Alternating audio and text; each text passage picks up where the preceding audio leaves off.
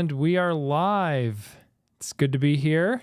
And I'm joined today by a special guest, Mr. Eric from ModernDayTech. So we got two Erics here on the live stream. Good to have Thanks you. for here. having me. Thank you. Thanks for coming. So if you're not, go ahead. Eric and Eric. Yes, Eric and Eric, the Eric Show. If you're not familiar with ModernDayTech, the YouTube channel, he has a YouTube channel all about Apple, smart home tech, and you actually have a number of different YouTube channels and a lot of content over on Amazon. I don't know, Eric, what's the pitch for your YouTube channel? That's a good question. I mix it up. It's pretty much whatever tech I'm interested in at the moment. Obviously, I'm a big Apple home fan, but I dabble in other stuff too. So yeah, you've done a lot of Bluetooth trackers too. It's been a thing, and AirTags. Well, that's how it kind of all started, was kind of Bluetooth trackers. I was like the Bluetooth tracker guy. Everybody knew where you were. Not really. That's the reverse of what it anyways. But yeah, they knew how to find your reviews of Bluetooth trackers. So, and I guess that was like pre-AirTag days, wasn't it? Oh, yeah. That was the beginning of Tile. I was one of Tile's original backers. Nice. Yeah. And they had like, they had a Kickstarter, I think? So it wasn't officially Kickstarter, but it was a crowdfunding campaign. Oh, cool. Nice. Yeah, I remember I had a couple of those tiles. They were nice little gadgets to find stuff before AirTags and, the Find My network sprung up. But yeah, now there's so many different brands, but AirTag's still the best, I think.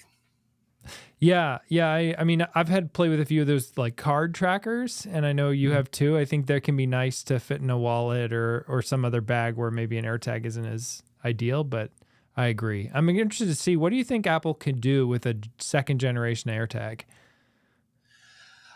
Obviously, the range can be better.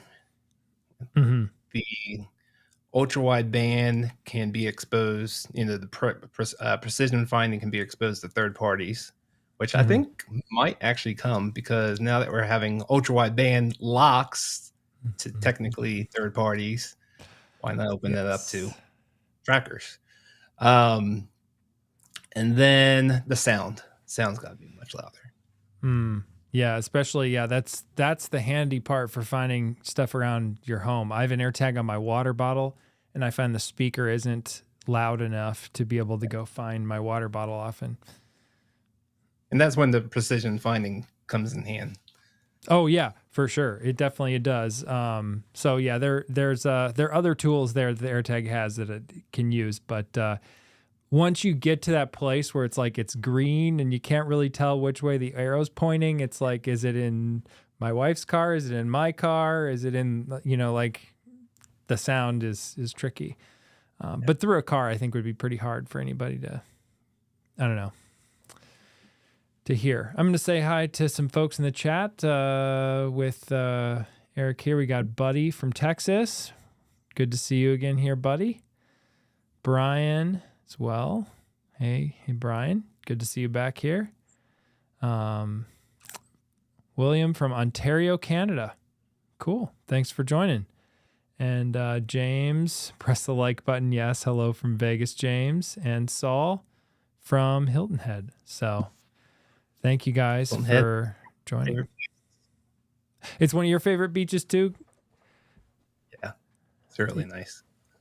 Yeah, we go there probably once or twice, at least once a year, sometimes twice.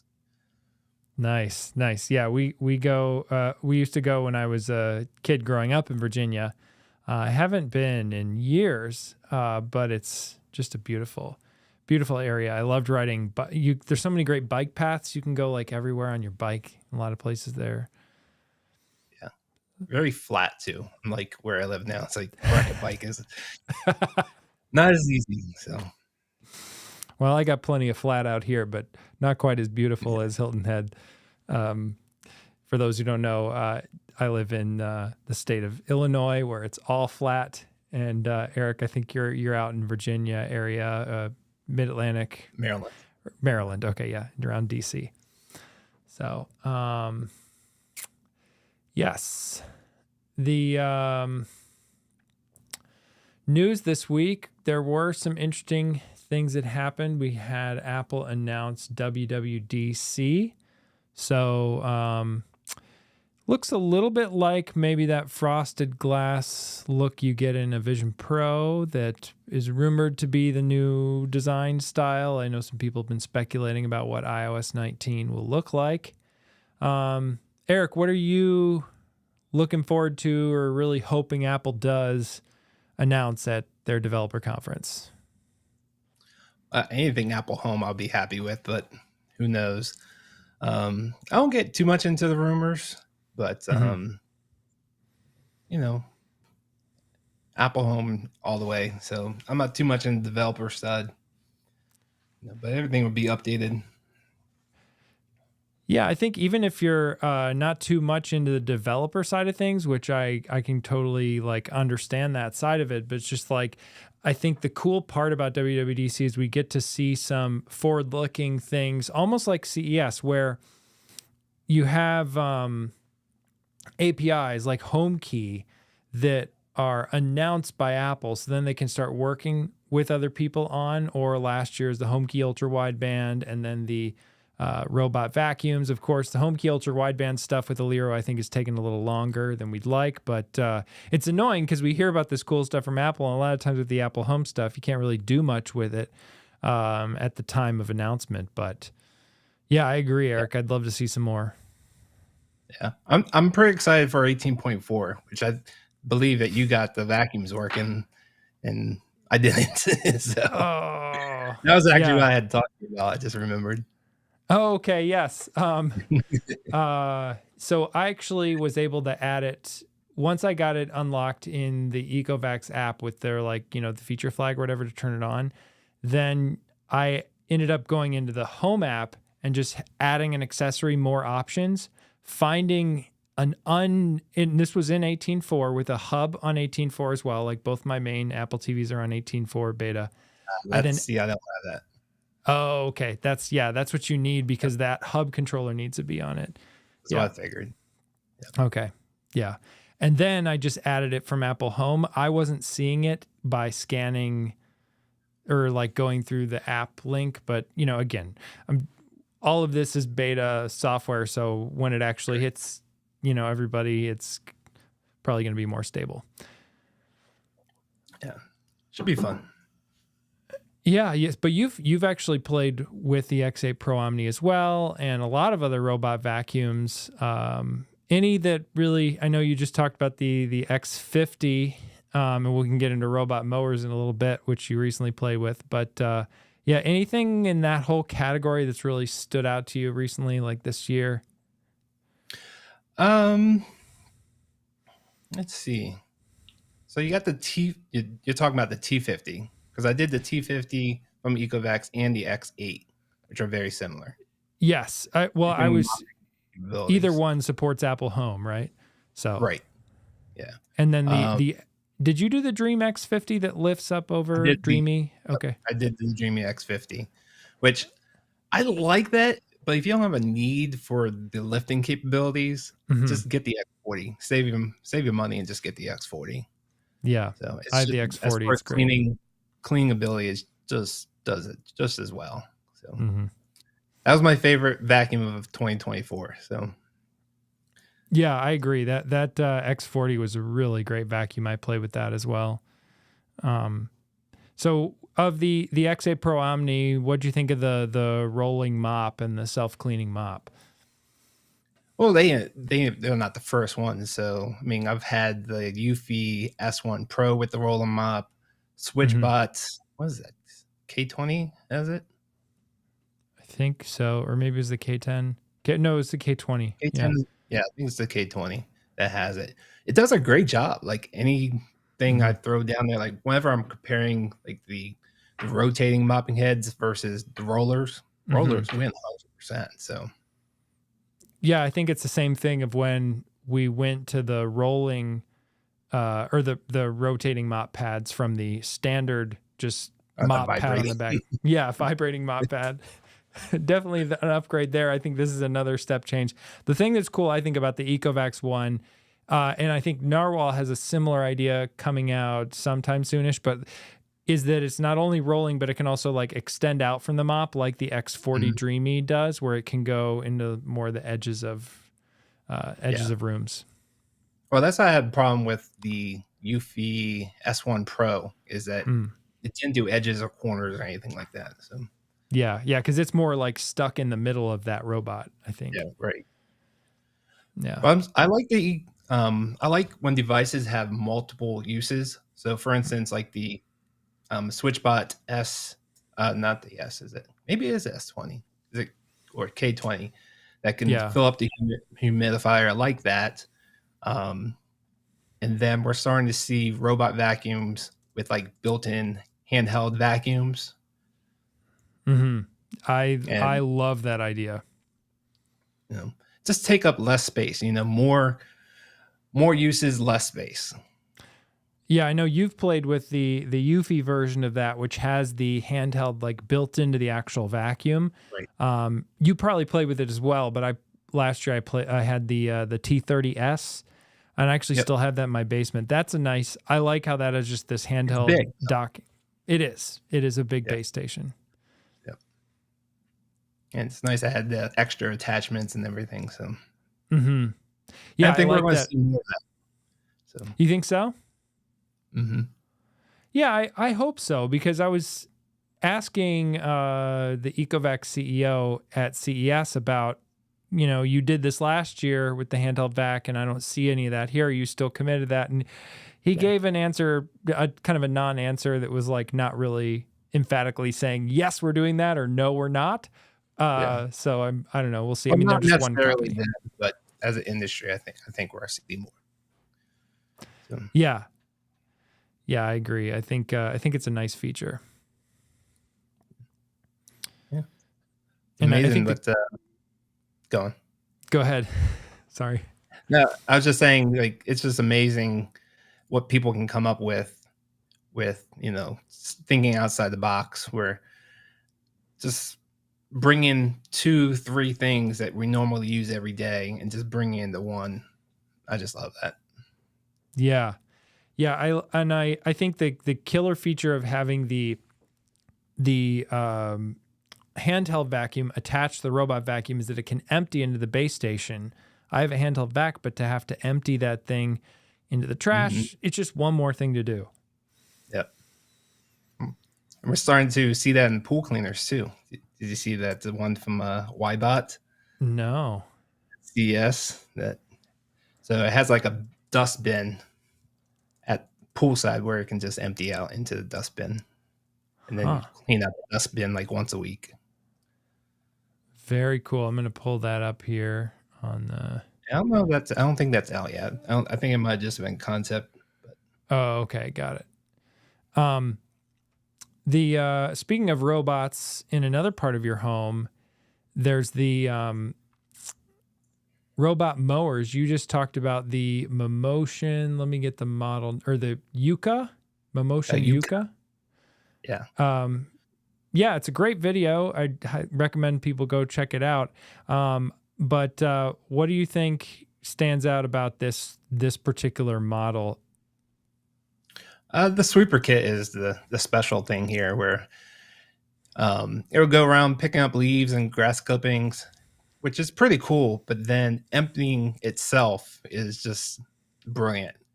I talk about it in the video. I think it's still not. It's not big enough, so you really have to have a small yard.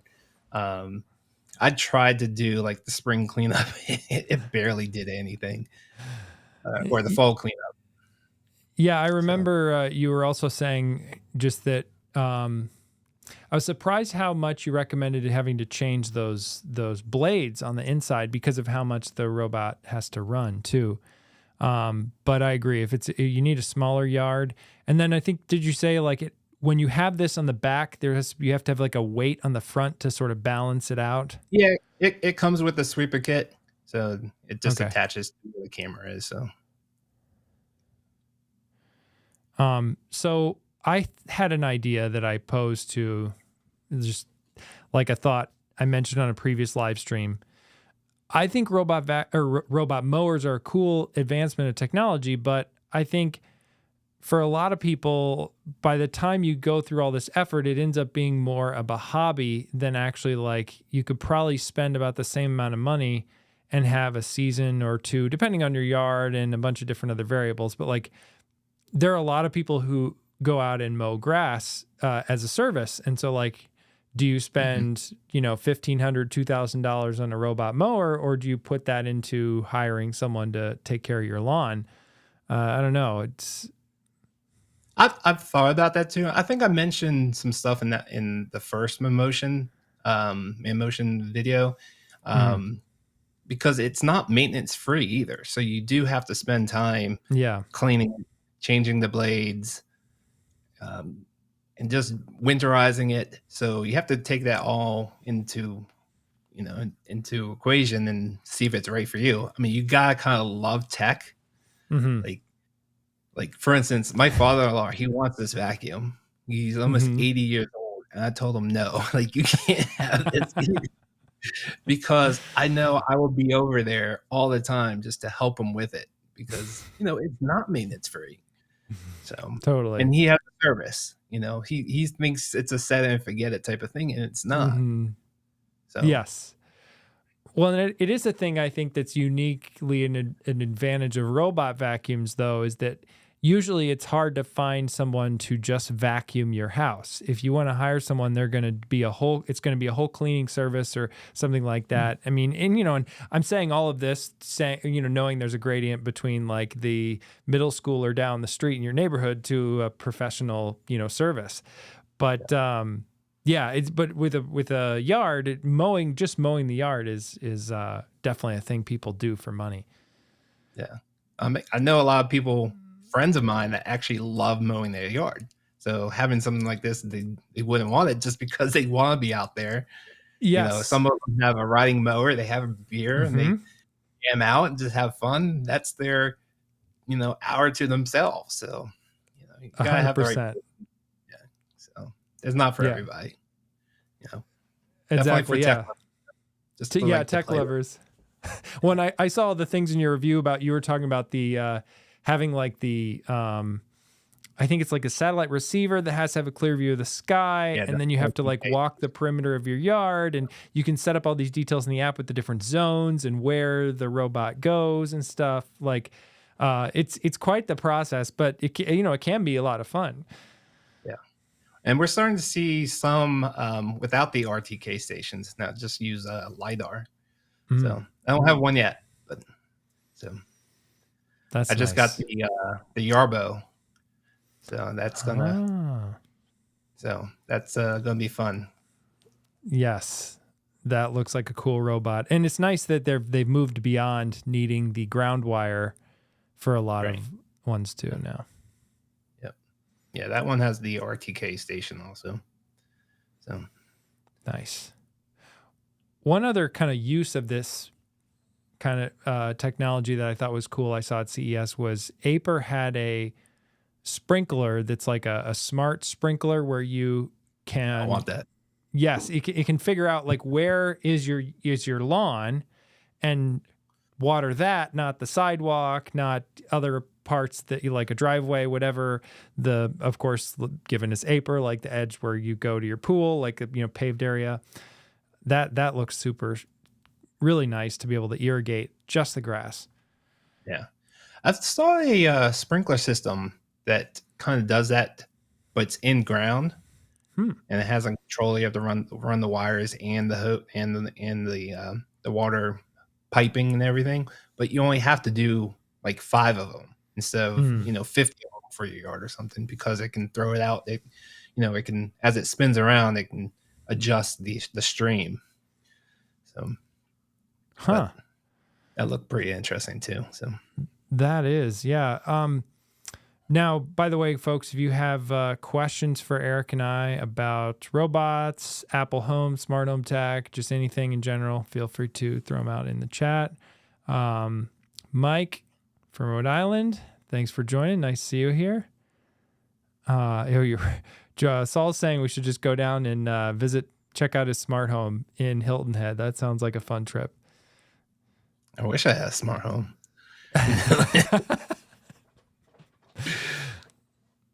Yeah, my wife and I have actually talked about just selling everything and just moving down there. Nice. Yeah, go to the beach. So Brian has a good question about the robot vacuums here. I have some thoughts on what I think the best value is when it comes to robot vacuums, but I think you've tried a few more than I have, Eric. What are your thoughts on one of best value? It's hard because I pretty much only do like the flagships. What was that Eufy one that was pretty good last year? It was like $500 or $600. It's probably cheaper now. I forget what it was called. I don't remember. It's on my channel, but I don't remember. Which was awesome. It was a great cleaner. I think Eufy has the best obstacle avoidance out of all of them. Whoever that Eufy one is, that's the one. Is it the X10? Yeah, X10 Pro. Yep. Oh, nice. Yeah, X10 Pro Omni. But that was pretty reasonable from what I remember. Cool. I would say, we were talking about the T30S and handheld vacuums earlier.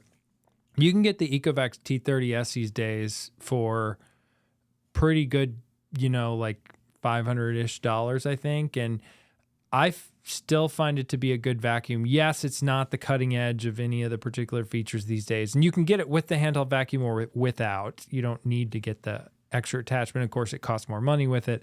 But either way, I've just found that to be a solid vacuum. Yeah. I also remember think that. Roborock's, is it the S7 series? Like, they're the S8 Max V Ultra. Like some of those are still kind of higher end, but like some of their prices are coming down on those, and those are good vacuums. Yeah. It's been probably about 3 or 4 years since I've had Roborock. So I really haven't been doing the Roborock ones. I want to. Okay. Yeah, it was like, do you have some beef with Roborock that I don't know about? Nope. Okay. Nope. So just not on their radar yet. So, I was remembering, Eric, you and myself and Shane, a number of other folks, would join these Clubhouse chats back in the day when that was a thing. This was like 2020, I think, 2021. Those were fun. Cool. Yeah. Just talk about smart home tech. And then I think there were some Instagram live streams, but yeah, the good old days where we all got together. Some of us fell off. I wonder what happened to some of the guys. Yeah, I think it takes a lot of work to keep up with doing YouTube videos. So I don't blame anybody for not doing them for one reason or another. You gotta love it. You gotta have a passion for it, because if you don't, it's just too hard, and there's too many numbers and mind games, and if you don't love it, if you don't have the bug, then there's other better things to do with your time. So I probably, if everything goes according to plan, on Monday I will be posting a smart home tour of my smart home, and my wife was helping me film that. Was it last weekend? And she was just commenting during that. It's like, man, making YouTube videos is a lot of hard work, because we were just doing a couple takes on different things. And did you have to clean up the house for the video? This was why the timing of it was very tricky, because we had to make sure, the kids were occupied and the house was clean. Yeah. I find it interesting how clean people's houses are during tours. Well, we'll see how this one holds up. I'm not saying it's the cleanest at all, but especially at least young kids, it's difficult. Yeah. It's always a disaster in a certain way, but that's what's great about it. Yeah. I've never done a whole house tour. I've done the deck which is Mm-hmm. pretty cool. The video bombed, but I still had fun with it. I got a theater video coming up, as you probably know. Mm-hmm. So I built a home theater, so that's going to be fun. That should be coming up pretty soon. Cool. Yeah, it's fun to see too. By the way, with that, Valerian announced, and I think maybe there's some others at CES that projectors are starting to support the HomeKit TV stuff too. So I think that's pretty cool. Yeah. Yeah. Valerian shows up in the Apple Home, so you can turn it on and turn it off from Apple Home. Exactly. Yeah. Yep. Yeah, it's we'll see. I are you more a fan of projectors for watching TV or stuff? Like if you have a choice tonight, we're done with this live stream, you want to go watch TV. Are you going to do it on a projector or a television if you had the choice? I'm a TV guy. But there are certain situations where, if you got people over, having the theater room, having the surround sound maxed out, having popcorn, just having the theater seats laying back, relaxing, it is a totally different experience. It's like, why would you go to, the movie theaters, for that experience? So now I have it in my basement. So Exactly. And I think there's just something so cinematic and fun having a projector for those times. Like you can buy these days like 100-inch TV, but it just still doesn't feel the same. And of course you can make a projector bigger than 100 inches, but either way, it's just like, yeah, there's something fun about having that projector image. Yeah, people come over and they're like, "Oh, you got a theater room?" Yeah. Yeah. No big deal. Just let's come down to my home theater. So, hey, Robert, thanks for joining the stream. No worries on coming in a little late, whatever. DB, fellow Redskins fan, I see there. Or, I'm sorry. What's the new name of the Commanders? Redskin. It's still Redskins. Yes. Okay. Good morning, Eric and Eric. Thanks from the Philippines. Nice to see you here, Art. So you went, speaking of like trips, of course, Eric, you and I both went out to CES. But you went out to IFA as well last fall out in Berlin. What's it like to go to a big smart home conference in Berlin? I don't know. What's anything different or about that versus CES? The biggest surprise is how many kids were there, because it's open to the public. Like you don't need to, say that you're in the industry. You can just pay whatever it costs to get in and go in. And I kind of feel like it was like a national holiday for the school system, because like there was school buses there. Like whole classrooms were there. So that was the biggest thing. People were bringing their babies, and it was just a lot of kids. And when I first got there, I thought, I was like, oh God, do I really have to put up with these kids running around? But they kind of just disappear. Like maybe they're just not interested in the stuff that I was interested in, but I really didn't even see any once I was inside. So, but outside, I mean, they're all over the place. So they're there. They were nice. They were like really into it. So they were just another person instead of like a kid. Yeah, that's cool. I think that's fun. I mean, thinking back to my childhood, it would have been fun to go see like one of these big conferences. I mean, of course, in the Chicago area, the closest thing we have to that, I mean, I didn't grow up in this area, but like the Chicago Auto Show, and I think there's probably ones in a lot of big cities in the U.S. where you can just go see a bunch of the cars in a convention center, which is kind of fun. And there's often a lot of kids there to see all the fun big cars and trucks. So yeah, we got some other news to get to as well that love to hear your thoughts on, as well as the chat if you guys have any thoughts. But Apple seems to have quietly slipped out some new HomePod mini boxes that look like the full-size HomePod, as you can see here from Parker Ortolani from 9 to 5 Mac, posted this, I think about 5 days ago now, but why would Apple redo the boxes for this if they're not gonna, if they're gonna ship a new HomePod Mini sometime this year? It seems a little weird to me. Yeah, maybe they're repackage them just to get them off the shelves. I don't know. I mean, does it make sense to repackage them? I don't know. Yeah, there could be so many different reasons, but it does seem kind of interesting. Maybe they're trying to increase sales. Maybe they don't think sales are good enough, because you can certainly see the product more clearly on this package. But yeah, I don't know. Yeah, that's a good question. Yeah. Okay. Here's a question. I spent 2 years building on my Apple HomeKit smart home, but now I want more capabilities. Do either of you have experience or advice to dive into Node-RED or Home Assistant? Eric, what are your thoughts on anything more complex than Apple Home?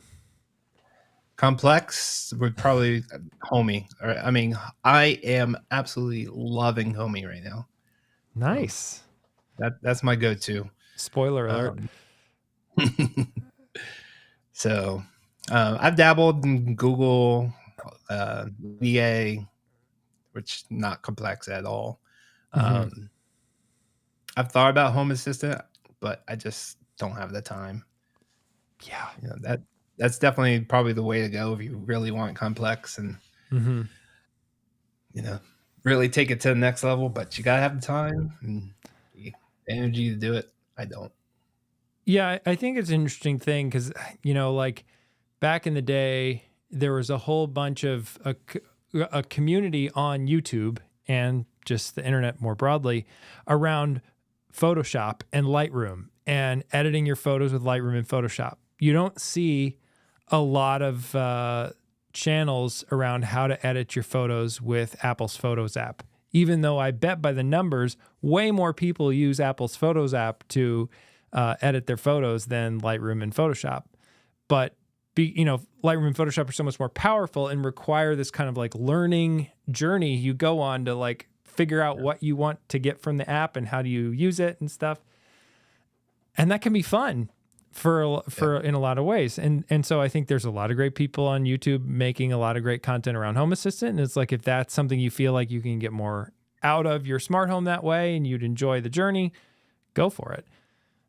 That's not really me. The Home Assistant people, they're pretty intense. So. Yeah, and I agree. I like Homey, Eric, but I do use Home Assistant myself, but just mostly for like a compatibility thing. I can get my T30S. We talked about the Ecovacs. Of course, the newer robots are supporting Matter, but like some of the older ones, they have good Home Assistant integrations just for like a simple on-off switch in Apple Home to get it started and stopped.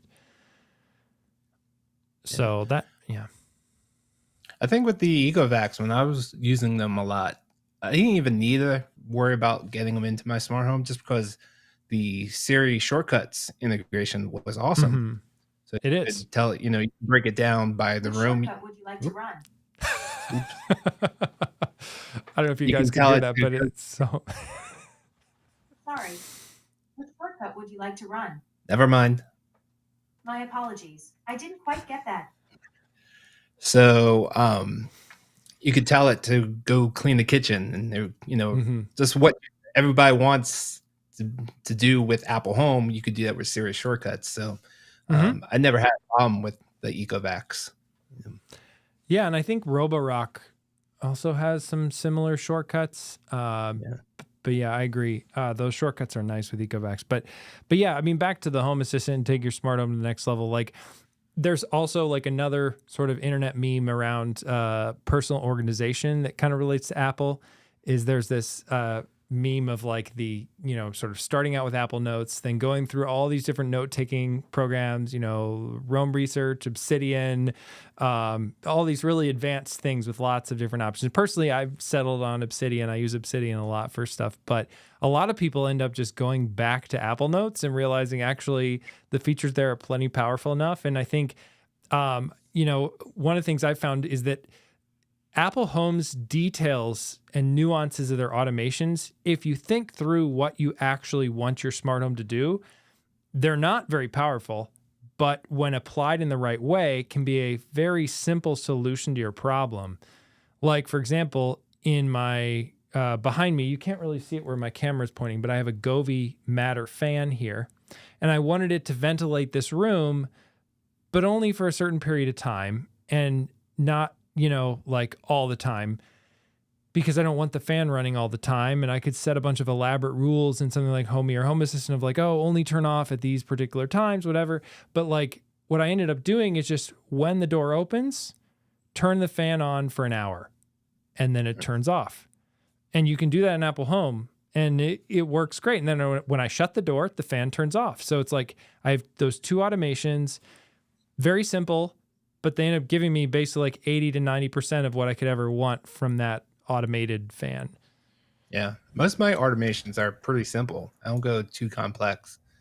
But if I do, I want to do something more in Homey, but yeah, I could probably do it with convert to shortcuts, and we both know, that might or might not work. So. Yeah, it's I think there's some edge cases in convert to shortcut that they don't test as regularly as the usual stuff, but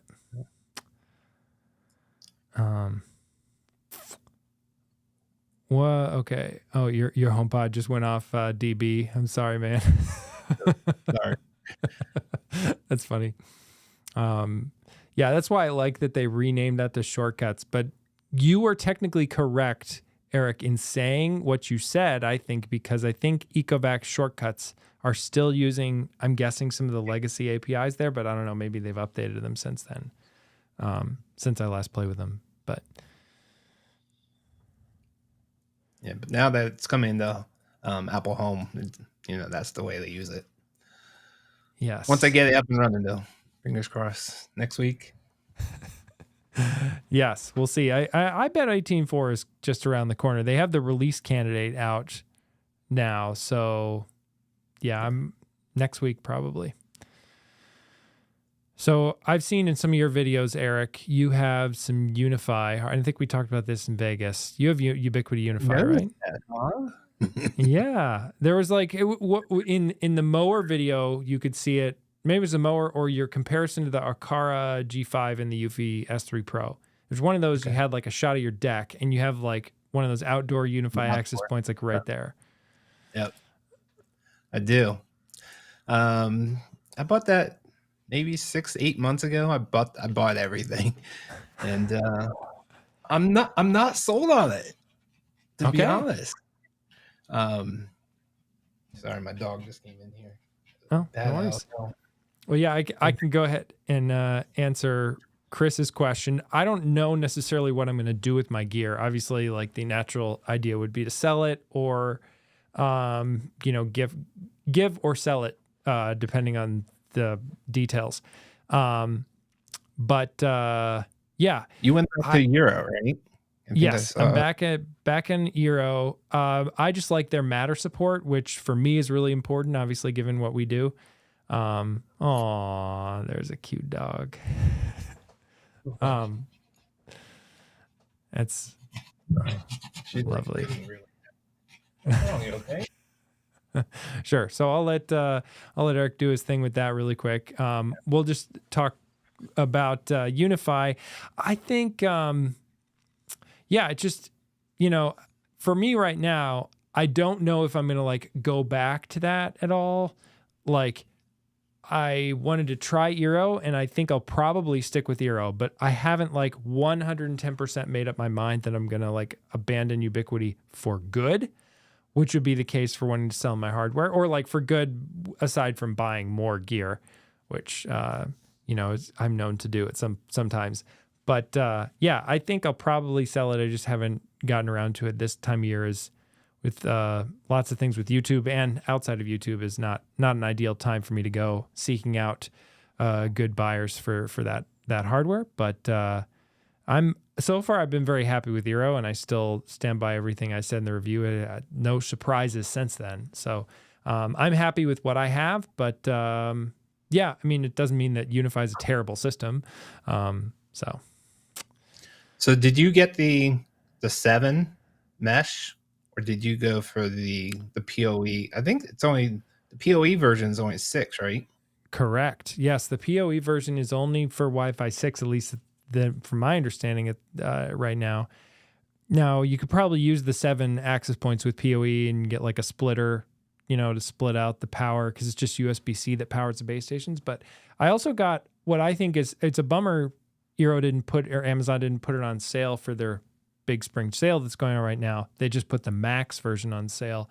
But the Eero Pro 7, I think, is a nice balance, aside from any sales, a nice balance between the price and performance and stuff.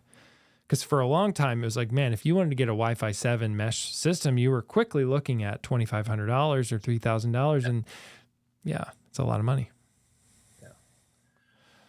But then again, I easily spent that with Ubiquity. So, and yes. I'm not happy. I'm not sold on it. So it's okay. Anything you want to say about what makes you not sold on it?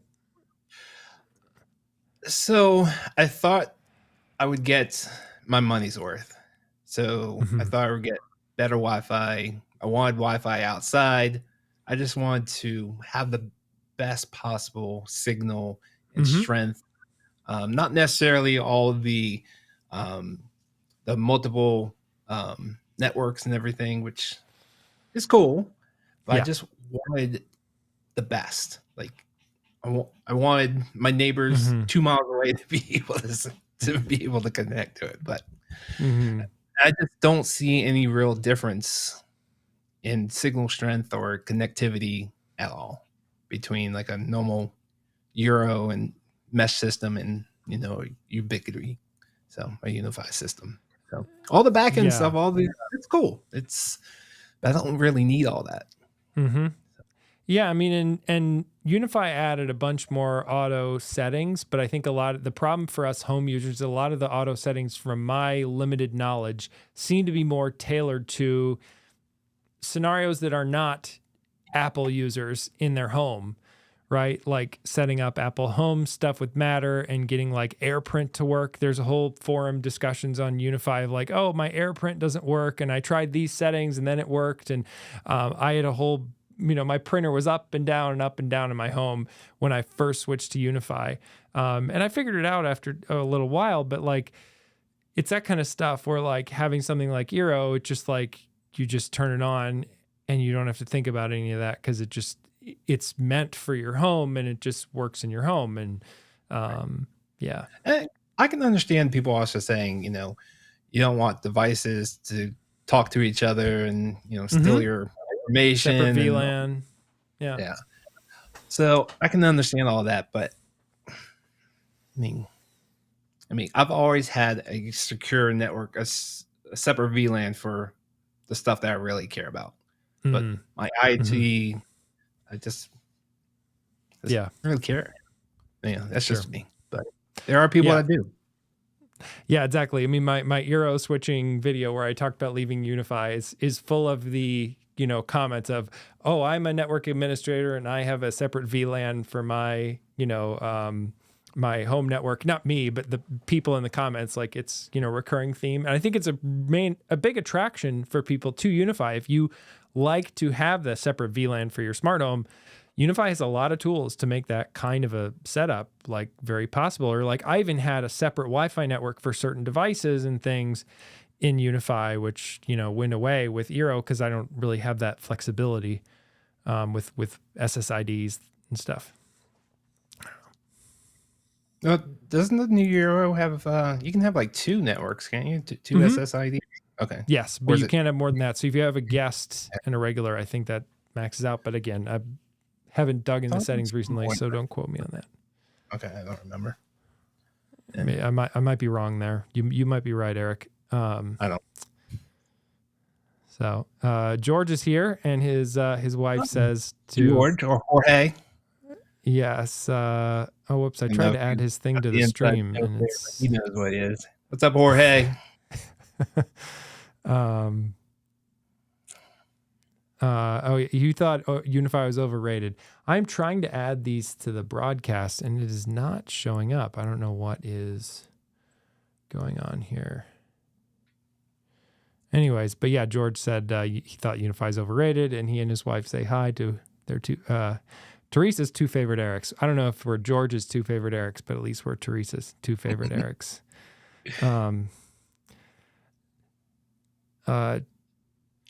Let's see. I think we have. And James is saying there's a lot of good resale community for Unify, if you do need to. Yeah, and that's another good point, James. If you also want detailed firewall rules and customized content filtering, Unify does have a lot of options there, and that can be really nice. Particularly, like if you want to do things like rolling your own, let's say, parental controls. I mean, there's 1,000,001 ways to do that kind of content filtering if that's something you want to do. But Unify, of course, given that they also tailor to small businesses, right, that might not want their workers checking social media during the day or something, like there are plenty of ways you can filter that stuff out, which is pretty cool. So yeah, we got new Eufy locks. There's one with Apple Home and Matter, the E30. I guess that one's not that new though. It is on sale. What else? The spring sale. Yeah, we could talk about any deals that stand out to you from the spring sale. I'm going to pull up Shane's page here. Or pretty much all the core stuff is on sale. Yeah.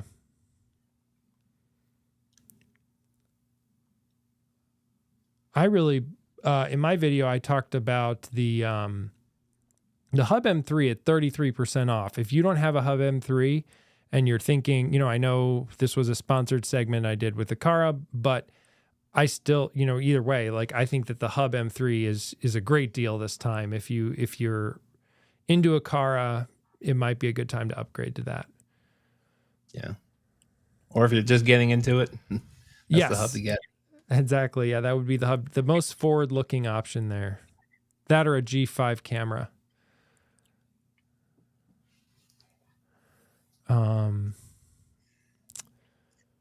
Here's the X40 we were talking about earlier. It's a really good robot vacuum. Yeah. Speaking of good value, for 44% off. 8.4 pick. Yeah, that's a good option. And then the T30S combo we were also talking about is 38% off. So that's another good one. If you want to roll them up, that's the X8. I don't think that one's on sale. It is 15% off, it looks like. Okay. So Eve also has a bunch of stuff. I almost talked about the Eve Flare because it's 25% off. I know you have a Eve Flare, Eric. A couple of them. Nice. Yeah, I recently got my first Eve Flare and put it in one of my kids' rooms. They're fun. Yeah. I have one out on deck, so anyone that comes out, sits out on the deck, they're always asking about it, Huh. Yeah, I bet it's a good conversation starter. Yep. Lutron. I wish the Lutron had more like non-starter kits on sale. Mm-hmm. Yeah, it would be nice to see them add more sales, but it is. I do appreciate that they're at least discounting the Diva and Clara, like the Diva dimmer starter kit, because before it was just the original one, which I think if you're getting into Lutron now, you should really just go for the Diva line. I don't mind the old model, to be honest. I know a lot of people didn't like the extra buttons, and I didn't mind it. I changed mine. I still have a lot in my house. I still do too, just because I wouldn't want to go through the effort of changing them all. But I don't know. I think if I'm buying new, yeah. They're not cheap, but they're worth it every dime. Yes, very solid lights. Have you played it all with their shades, Lutron shades yet? I haven't. So I actually, in my theater video, it's going to be Serena shades. Nice. So they sent it to me before before CES. So otherwise, I would have done the Lutron. Sure. The Caseta ones. So you're doing the Serena ones. Okay. Yeah. Nice. Yeah. I mean, we have those Serena shades in our bedroom, and they continue to be very solid. Rock solid. Yeah. The other thing too, I have the Caseta ones in like a review coming on the Caseta ones that's in progress right now. And one of the things that I think really sets Lutron, Caseta or Serena apart from a lot of other smart shades is the Pico remotes for controlling the shades are really small and also make a lot of sense. Like a lot of people can look at that and see, oh, here's a button at the top that means shades up. Here's a button at the bottom that means shades down. Maybe they can't figure out the details of the buttons in the middle, but it's like those are the essentials, and it's so clear and it's so small. Yeah. You get the customized ones with the little shade icons on them. Yes. The shade Picos. Yeah. And they'll sell those to you with the shades, either Serena or Caseta when you order from the website. Yeah. Yeah, I always put a Pico next to the shades I have on the shades in the theater room. Mm-hmm. That's great. Yeah, and like I'm doing this thing where it's like, you put them. I've had a number of places where I put Pico remotes on the wall, and like you can make it look really nice, like it's it's a light switch. Yeah. Yeah, I'm a big fan of physical controls too, because hearing the family and guests scream not something I want. So wherever I can put a switch, I'm going to. 100%. Yeah, and I like smart buttons as well. Which there's a handful of those on sale. I mean, one of the ones that I use a lot, the Akara mini switch. I talked about in my video, the Big Spring Sale video. So that's definitely one to check out. I like the buttons that tie into Apple Home, like the Akara mini switch, or RA Home also has some good buttons there on sale. But it's just the ability to have something on the wall that then controls a scene in your Apple Home, I think is really nice and makes it easy for people, like you're saying, Eric, visiting your home to control things just the way you want them to in that particular room. Yeah.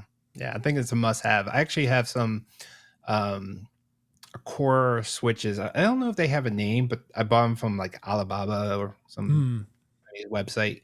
And they just stick on the wall, but they look like very similar to a normal switch. Huh. Cool. So. Yeah, I mean, it's there's a lot of different. I've also liked that there's a lot of products that are adding the option of a Matter button, which then means you have the button in Apple Home if you use Apple Home with Matter. Or, I mean, back to previous question earlier, if you want to use it with Home Assistant, you can. I'm sure the flexibility you'd have with that button in Home Assistant is a lot higher. But yeah, it's just like, the LifeX Luna, which is coming out soon, that you can make all the buttons on the top Matter buttons and then just put them in Apple Home as customized buttons. And, How many buttons are on there? 4. Okay. So there's a plus and minus in the middle, and then there's like a sort of a dot and a star, I think are the shapes on the outside. They're all circle buttons, but like you can kind of feel this like shape on the top of it. It's indented in the rubber. Yeah. I thought about doing that. Then it's like, nah. So I like the LifeX stuff. As far as like color saturation and brightness. Like, I don't know if you saw my landscape lighting out front. Yes. That's all LifeX stuff. Oh, nice. Let me see if I can pull up that video for you guys on the stream. Yeah. Could you compare a bunch of the outdoor lights? Was that? I don't recognize the thumbnail. Oh, here it is. Yes. I think this is the video. Whoops. I'm signed out of YouTube here on my live view, so it's trying to play an ad. But I will leave a link to this in the chat because this is a great video to check out with Eric's outdoor lighting setup. And we're actually getting up to kind of the end of our stream here, so maybe this will be the video that I leave you guys with. But before we close out, any other questions you guys have for Eric or anything else? Waterbottle365, nice to see you here in the chat. Brian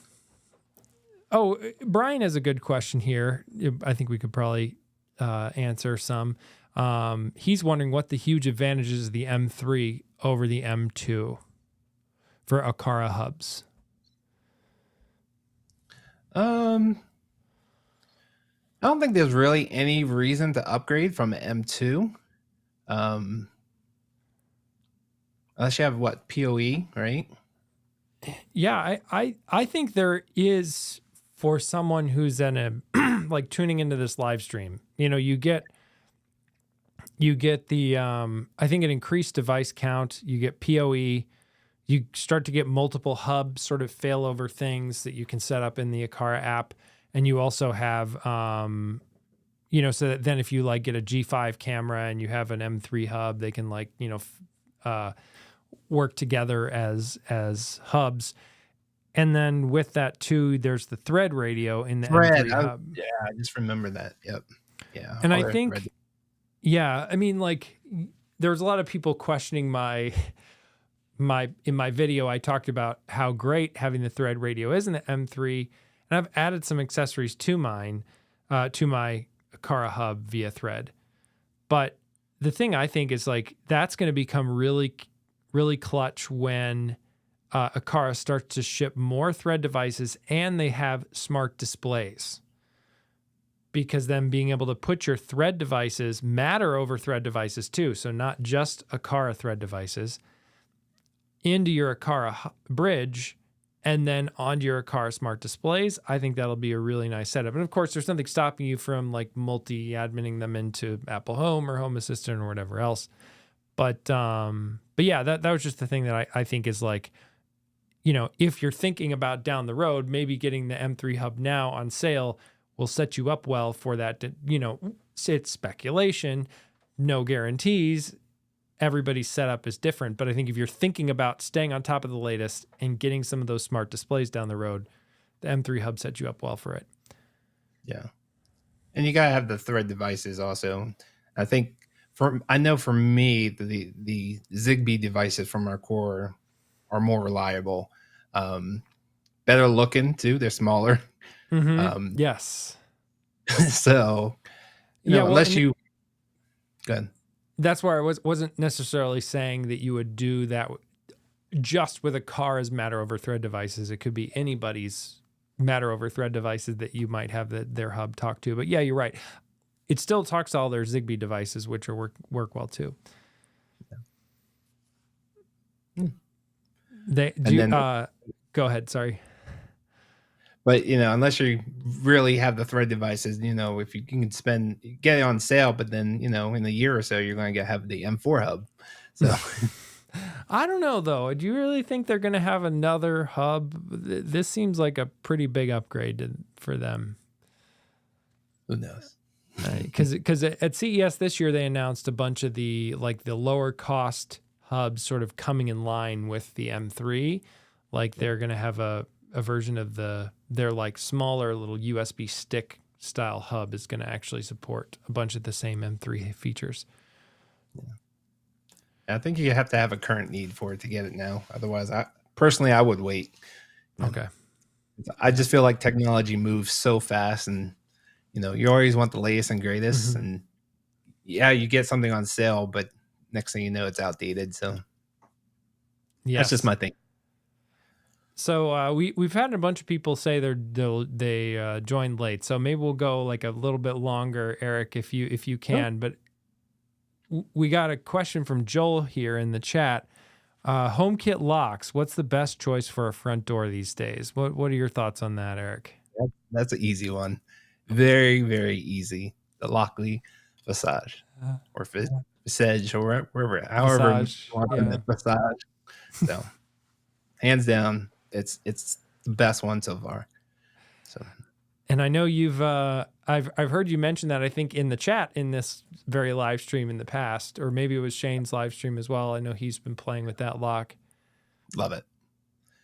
Nice. The wife loves it. Daughter, I don't know. She just she doesn't use the front door that much. Sure. So, yeah, it's I have to say, I'm not necessarily a fan of that lock. I think it's very big, and I don't like the look of it. I don't like the keypad where it randomly changes the numbers. I haven't played with it myself. Change that where it stays the same. Oh, nice. Yeah. You don't have to have the pin genie. Oh, okay. That's good to know. Maybe I'll try it. They've asked me before if I want to try it, and I've never said yes to trying it. But maybe I should actually give the Lockley Visage a shot, because you love it, and I've heard other people say great things. I've never really been a fan of these massive locks, but it is a place to put smart tech in your home where you might not have a wired doorbell. You might not have some of the other options. The smart lock might be your best place to put some of that extra tech. Yeah, and it opens so fast. Obviously, there's going to be the skeptics out there. You can have a photo, of someone's face, or have a 3D model of someone's face. Come on.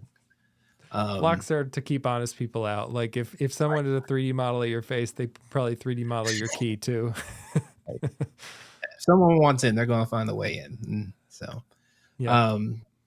But every time I walk up, by the time I put my hand on the door, it's unlocked.